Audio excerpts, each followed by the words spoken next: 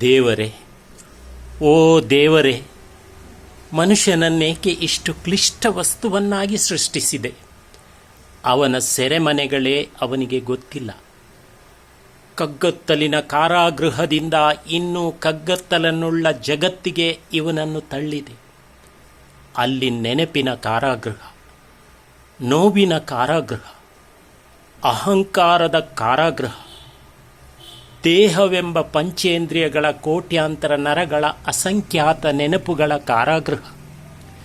ತಪ್ಪಿಸಿಕೊಳ್ಳಲು ದಾರಿಗಳೇ ಇಲ್ಲದ ಈ ಶರೀರ ಕಾರಾಗೃಹದಲ್ಲಿ ನಾಶವಾಗುತ್ತಿದ್ದರೂ ಎಲ್ಲರನ್ನು ಆಳುವ, ಹತ್ತಿಕ್ಕುವ, ಕೊಲ್ಲುವ ಧಿಮಾಕು.